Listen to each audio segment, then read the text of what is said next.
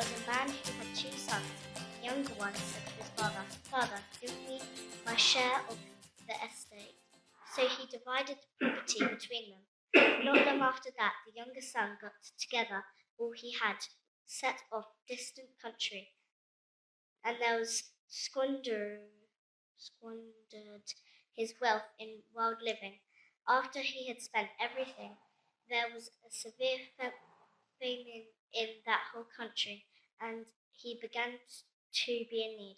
So he went and hired himself to a citizen of that country. He sent him to his fields to feed pigs. He longed to fill his stomach with the pods that the pigs were eating, but no one gave him anything.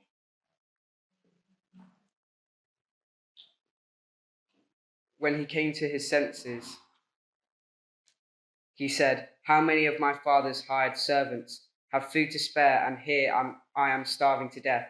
I will set out and go back to my father and say to him, 'Father, I have sinned against heaven and against you. I am no longer worthy to be called your son. Make me like one of your hired servants.' So he got up and went to his father. But while he was still a long way off, his father saw him and was filled with compassion for him. He ran to his son, threw his arm around him, and kissed him. The son said to him, 'Father, I have sinned against heaven and against you. I am no longer worthy to be called your son.' But the father said to his servants, 'Quick, bring the best robe and put it on him. Put a ring on his finger and sandals on his feet. Bring the fattened calf and kill it. Let's have a feast and celebrate. For this son of mine was dead and is alive again. He was lost and is found.' So they began to celebrate. Meanwhile, the older son was in the field. When he came near the house, he heard music and dancing. So he called one of the servants and asked him what was going on. 'Your brother has come,' he replied, 'and your father has killed the fattened calf because he has him back safe and sound.' The older brother became angry and refused to go in. So his father went out and pleaded with him. But he answered his father, 'Look, all these years I have been slaving for you and never disobeyed you or orders. Yet you never gave me even a young goat so I could celebrate with my friends. But when this son of yours, who has squandered your property with prostitutes, come home, you kill the fattened calf for him.' 'My son,' the father said, 'you are always with me, and everything I have is yours.' But when he had to celebrate and be glad because this brother of yours was dead and is alive again, he was lost and is found." Thank you both very much. Thank you. Cheers. Quite a marathon, huh? In the parable of the prodigal, we have people aware of what's going on. That's what we're going to focus on. But I want to put this in the context of some of the rest of Luke. So let me just play you a short video clip from the Bible Project. Oh yes, that's me dad. So there he is, looking nice and happy because he's got such a handsome son who's he's very pleased with his work there. Okay. All outsiders are welcome. Yeah, good news for the poor. That's one of Luke's main themes. Yeah, you'll find it all over this section. The marginalized people that he heals, the shamed sex workers he reaches out to, the tax collectors he includes. This is Jesus' kingdom crew. And Israel's religious leaders watch and start to criticize him. If he really is God's prophet, why is he welcoming sinners and eating with them? Yeah, this section reads like the Battle of the Banquets. So Jesus throws these dinner parties as a symbol of how God's kingdom is here for the sick and the poor, people who could never pay him back. Jesus also attends banquets with Israel's religious leaders. Yeah, and he lays into them for becoming an arrogant, exclusive social club. But they don't get it, and so he tells them a famous parable that goes like this. There was a father who had 2 sons. The older son is trustworthy and honors his father. And the younger son, he's a mess. He rebels and cashes in his inheritance to travel far away and blow it all on partying and being stupid. And then there's a famine in the land, and he runs out of money. So he has to scrape by taking care of somebody's pigs. And he's so hungry he wants to eat the pig slop, at which point it occurs to him, if I'm gonna be a farmhand, I might as well go home and work for my dad. At least I won't be eating pig food. So he treks back home, rehearsing his apology. Now, the father is certain that his son did not survive the famine. But then, one day, he sees someone walking down the road. It's his son. He's not dead. And so the father runs to him and embraces his son, kissing him all over. The son starts his speech. "Dad, I don't deserve to be your son. Maybe I could come and work for you. But before he can finish, the father calls his servants to go get the nicest robe, new sandals, a fancy ring for his son. They are to prepare the best food for a banquet. It is time to celebrate. Now later that day, the older brother arrives from a long day working in the field to discover his long-lost loser of a brother has come home, and they're celebrating? And he gets angry. And think about it. He's been faithful to his father all of these years. He never got a party like this. And then this disgrace of a family member comes home, and they're going to celebrate him? It's disgusting. He refuses to join the banquet. So the father finds the older brother outside, and he says, Son, you are already in our family. Everything I have is yours. But we had to celebrate your brother because he was lost. And now he's found. He was dead, but now he's alive. Jesus wants the religious leaders to see the outsiders the way God sees them, as sons and daughters that are being reclaimed from death. Jesus' kingdom community was wide open to anybody. The only entry requirement is to humble yourself and recognize your need for God's mercy. And so the religious leaders' rejection of Jesus and his crew is actually a rejection of the God of Israel. The leaders don't like all of this, and so as Jesus' road trip comes to an end, the conflict is at a boiling point. Yeah, he's going to ride towards Jerusalem for Passover as they plot to take his life. This isn't just a cool story, a story that everybody knows. It's set in the context of the fact that the people of his time did not understand the heart of God and did not understand how to appropriately respond to the invitation that God gives.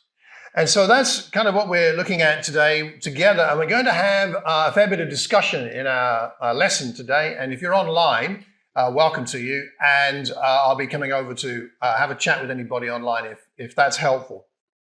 Usually in this parable, it's the younger son that gets the focus. It's called the parable of the prodigal son, but you'll have noticed there's more than one son.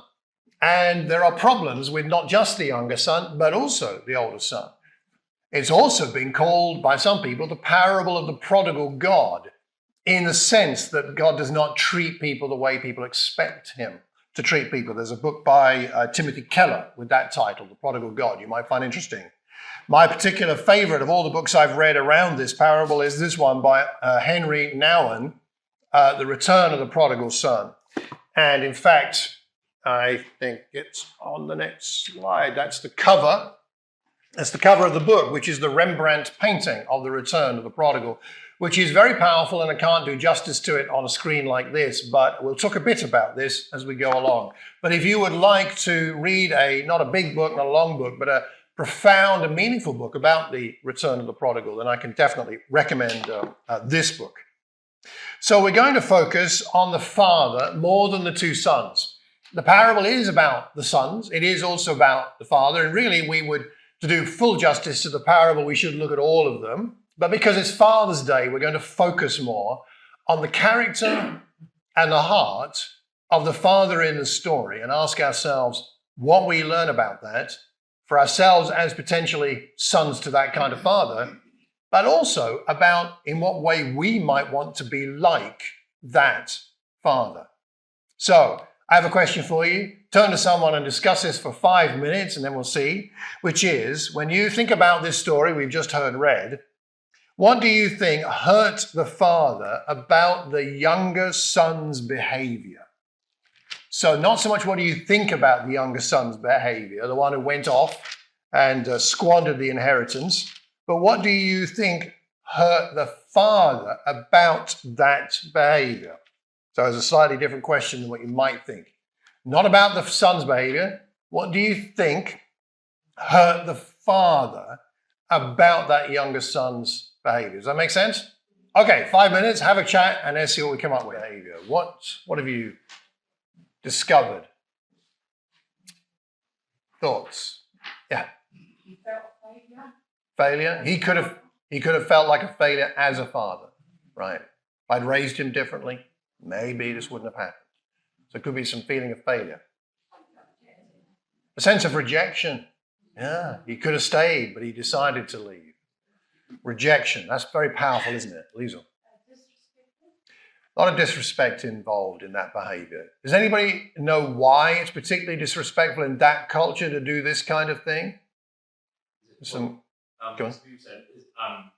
My understanding was in Jewish culture, it's the eldest son who had the inheritance, and the younger son wouldn't have received anything.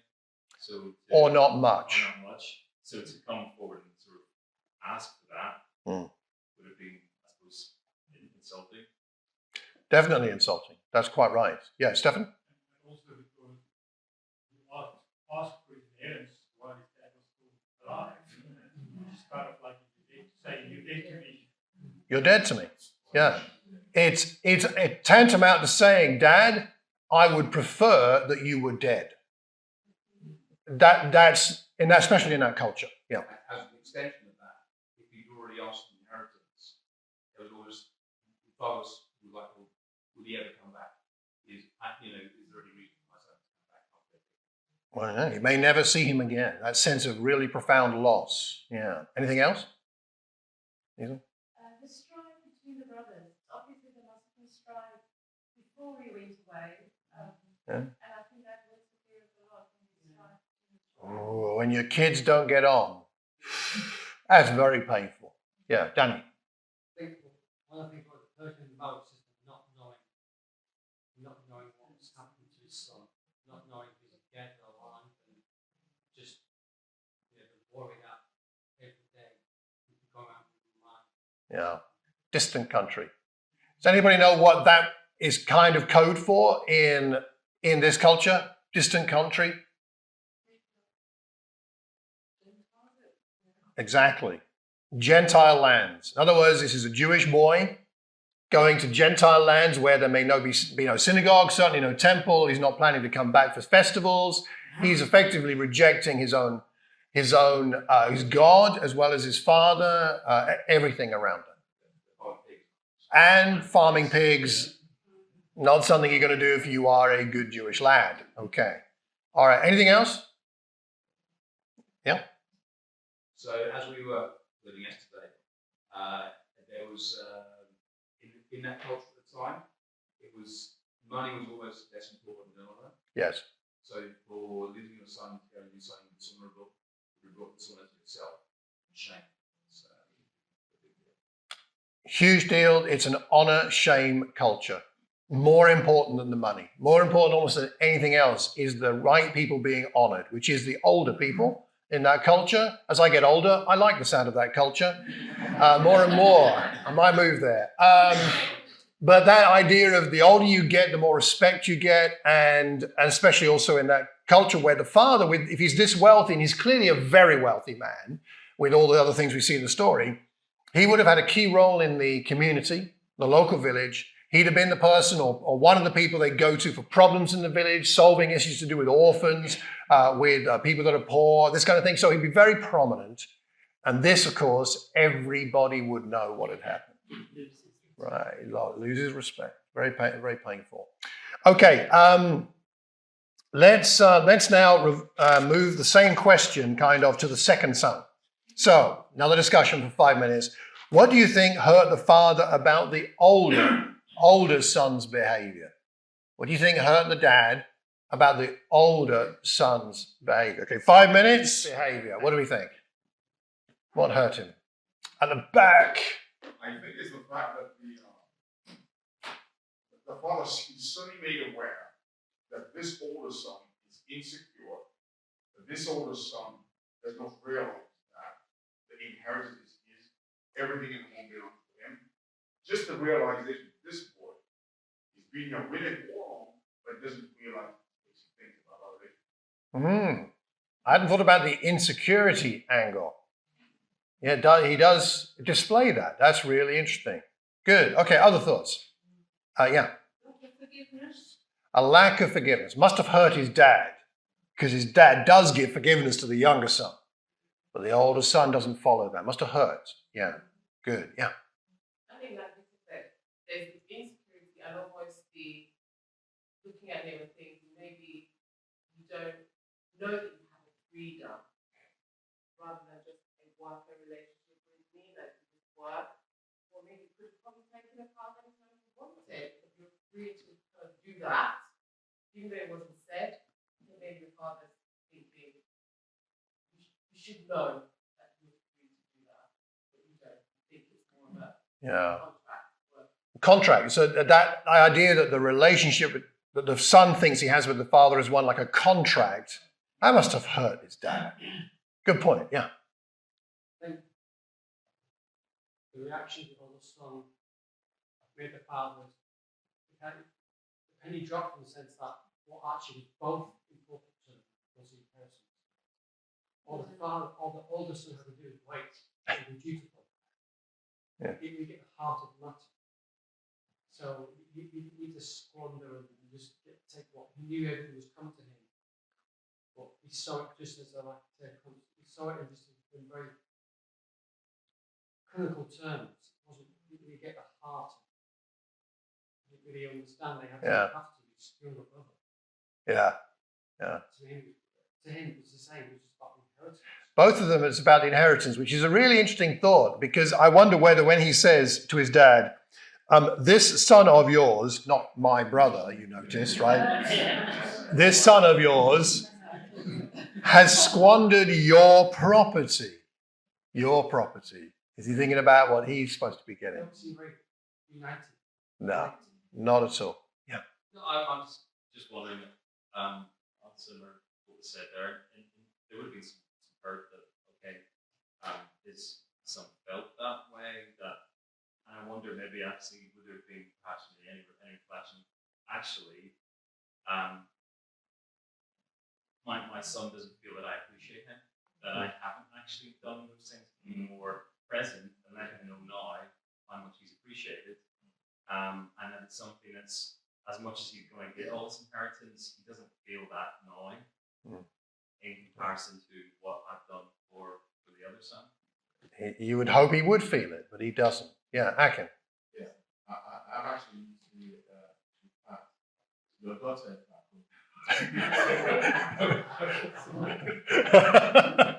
Amazing what we use that term at different times. But I was going to say, I think sudden realization for the dad that it's almost the message is getting from the son is that actually you love the other child more than you love him. He's more important, he's your favorite, so and because of the way you treat him, it's come everything that's in the house, this guy comes around, everything's going to do to him. So it almost feels like you lost him more. That's the question. Yes, doesn't actually understand where his dad is coming from. Right. And that can be, I'm feeling your children feel like you favor one child over the other. That's a really interesting point, because the father is not making a comparison between the two sons. He's actually being very generous to both of them in lots of different ways. But the son, the older son, sees it as he's doing a comparison, and he thinks he's coming out on the raw end of the deal. Yeah, interesting. Yeah, Stefan.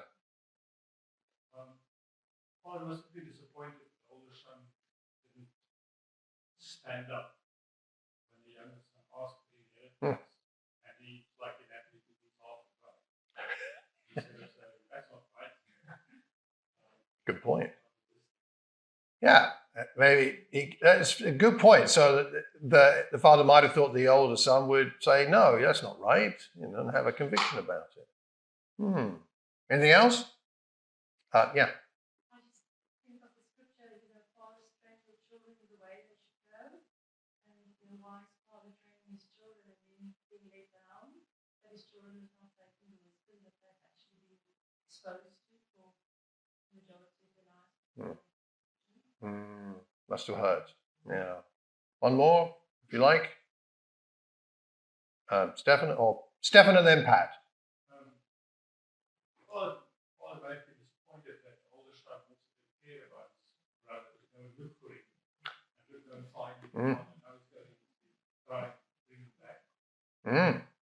Man, he could have helped out. Good point. That's what I was going to say. He didn't go look for him. He didn't show as if he wanted to find out what happened to him. He didn't, did he? A couple of connecting points between the younger son and the older son, and then we're going to have another brief discussion about the father in a moment. But you see, the community shame issue is there for both sons with the father. With the younger son, it's the wanting the inheritance and saying, I wish you were dead. Please, let's act as if you were dead. You are dead to me.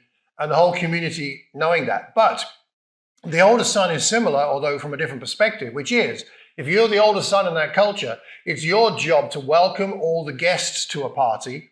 It's a big house. It's a big spread out house. The dad, especially someone as wealthy as this and prominent in the culture, in the society, he'd have been inside on a big chair. Basically, he'd sit on something a bit like a throne, really. And his son would be at the door welcoming the guests and say, thank you for honoring my father's house. My father would love to see you. Be very grateful you're here. Please come and see him. And he'd take the guest into his father's presence and say, Father, your neighbor so-and-so is here to see you. That's the role of the older son. But instead, where is he? Outside, moaning and complaining, refusing to go in.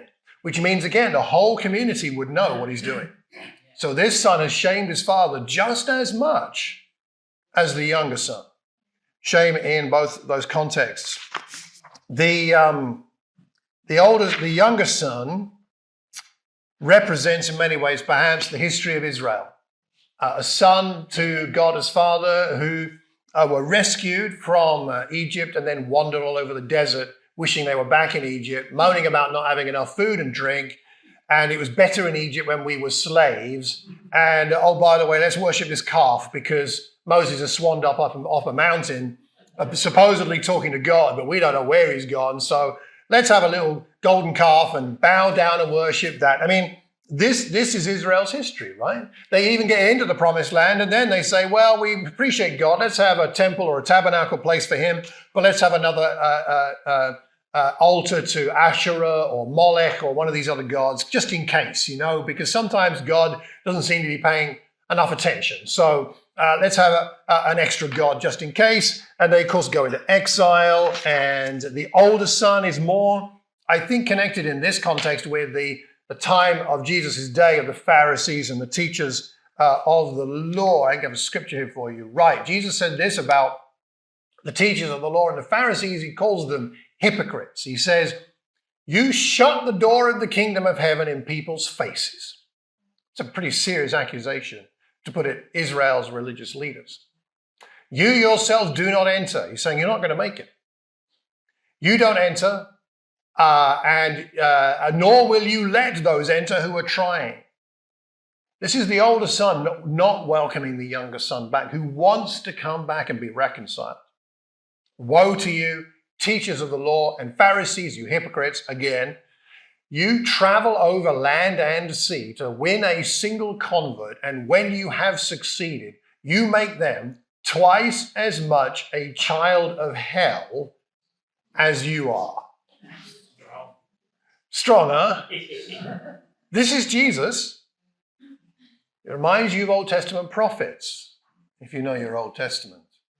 He's very concerned when people act like the older brother and do not welcome those who God, by his grace, wants to bring back into a reconciled relationship with him. All right, 5 more minutes for the last bit. What do we learn here about the heart of the Father?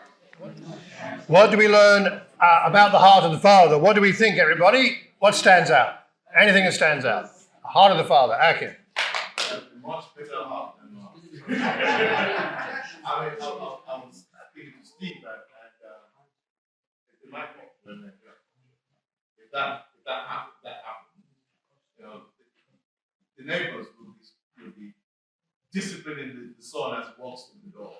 I mean, how dare you wasted all that money, as no one left, and the society would think that's the right thing to do, rightly so.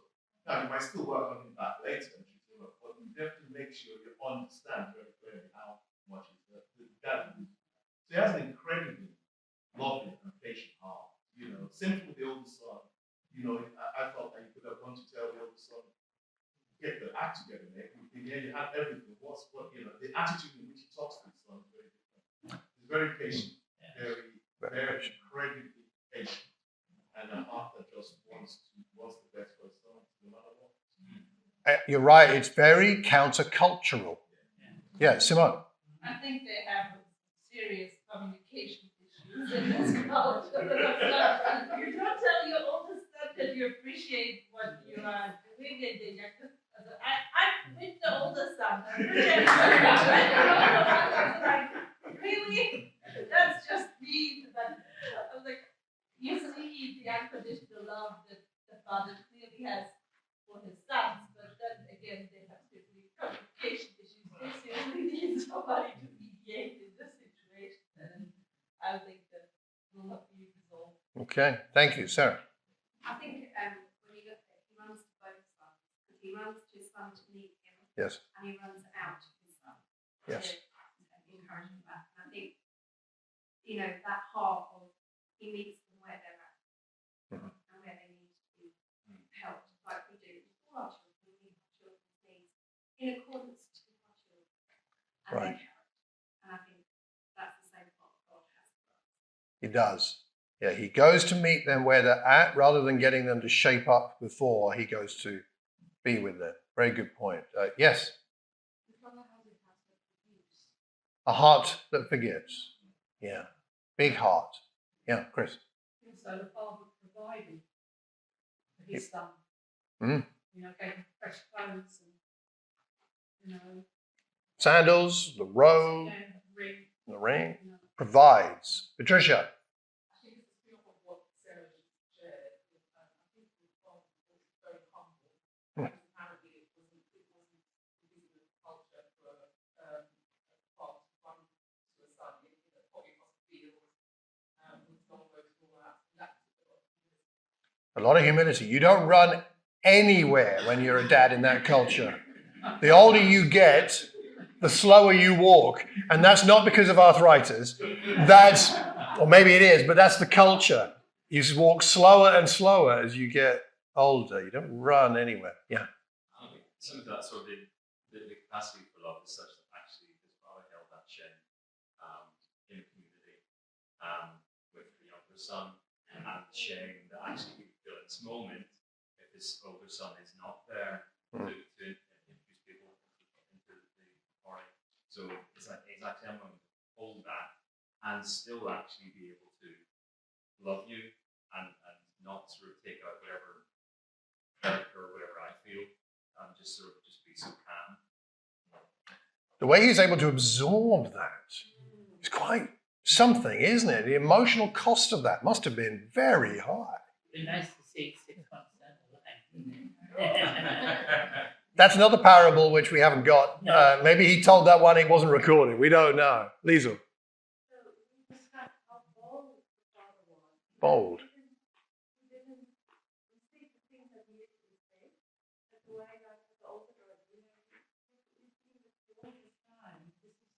Everything I have is yours. But just, that's a strong thing to say as well. But just the way he's done that, he's bold, but he's incredible love. There's a tenderness and a boldness going in together here somewhere. He's not aggressive, but he's also not shying away from the facts and the truth. Yeah, really interesting. Yeah. I'm just wondering if it's also a learning experience for the father. Because the father in the parable is compassionate, is humble, he says the right things. But something's clearly gone on in the past where the brothers haven't got what he's trying to teach them. I'm not saying that, not like it's difficult to explain, but I just think when you look at the father relationship with the Father and Jesus, like Jesus is obedient, it's a perfect relationship. So although this father is impressive, it's obviously not a perfect relationship he has with his sons. Otherwise, he won't be in the position they're in together. And that's bringing out the human side of the father in the parable. I think there's something there. And I think here's the thing that maybe we might build on with that, which is that in the same sense, though, God doesn't control his children. No. And so God can do, and I think this is part of the point of the parable, God can do everything right. But that does not guarantee anything regarding the response of humanity. You were going to say something, Lizzie?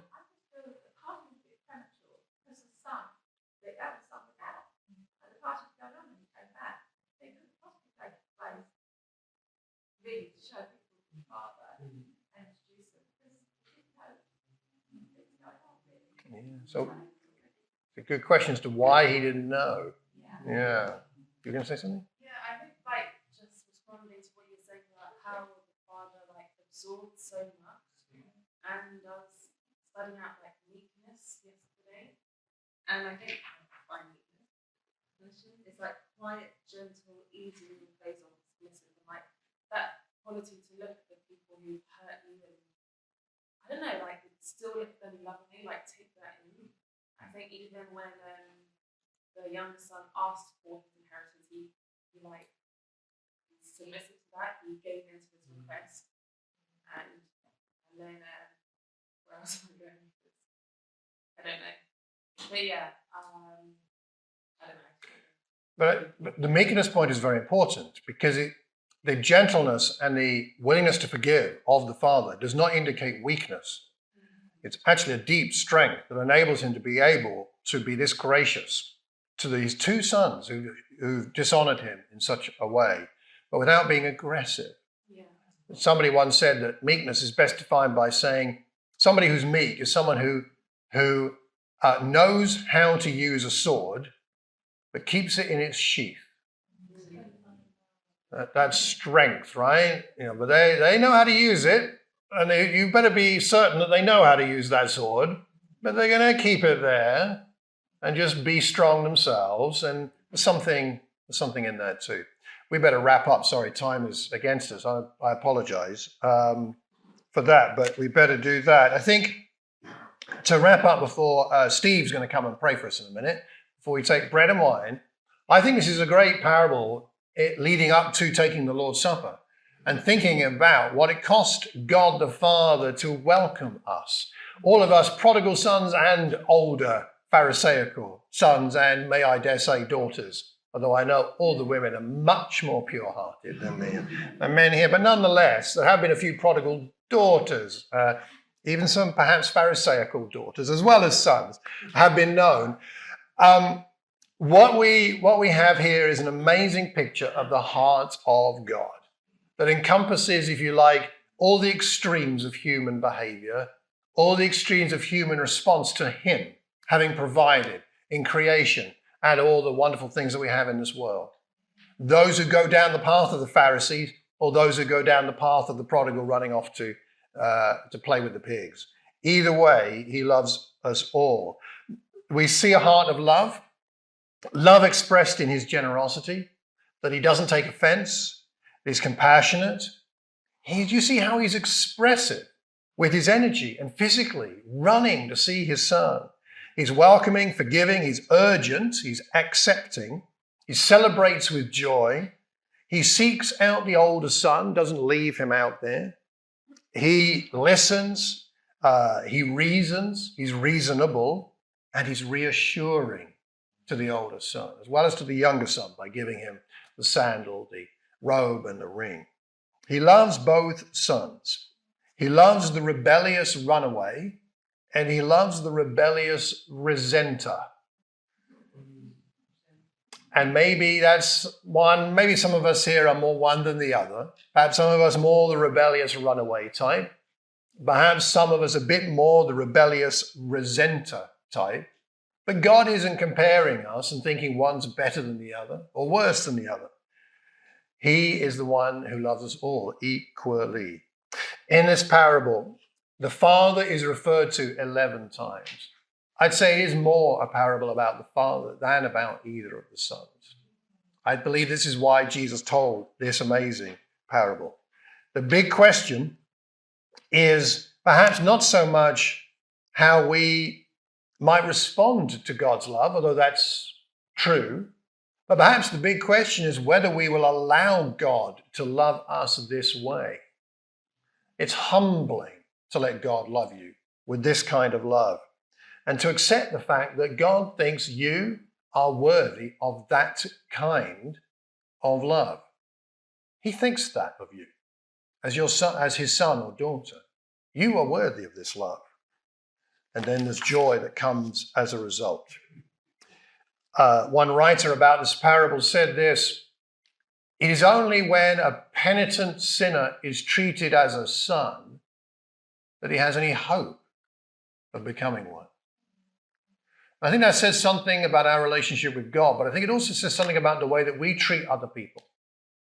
That we welcome people into our lives who maybe have hurt us, who maybe have been rebellious, either by being a prodigal or being a runaway or being a resenter. The Pharisee and the prodigal need to be equally welcomed into our lives. Only if we treat them as a son or daughter do they have any hope of becoming a real son or daughter of God. It challenges the extent of our love. Perhaps you see yourself in the portrait of the younger son, perhaps more in the portrait of the older son. In either case, could we respond appropriately to the incredible love of Jesus, to the incredible love of the Father? In Ephesians 5, Paul writes this: follow God's example. I think he's referring there primarily to the Father God. Follow God's example, therefore, as dearly loved children. Walk in the way of love, just as Christ loved us, gave himself up for us as a fragrant offering and a sacrifice to God. As we take bread and wine now, we are celebrating the fact that God celebrates when we come back to him, and we're remembering what it cost. And it didn't cost a party, it didn't cost half the inheritance or something, it didn't cost a little bit of shame here or there on earth. It cost God the Father, it cost him his Son, so that we could become sons and daughters, entering into the same love that they share. So let's learn from the Father. Let's learn to be compassionate, to be forgiving and be generous, but let's also learn that we are fully, truly accepted and loved fully, wholeheartedly, no matter whether we're the rebellious runaway or the rebellious resenter. Steve, do you want to come up, please, and pray for us now? And remind us of the cross, and then we'll take some bread and wine together.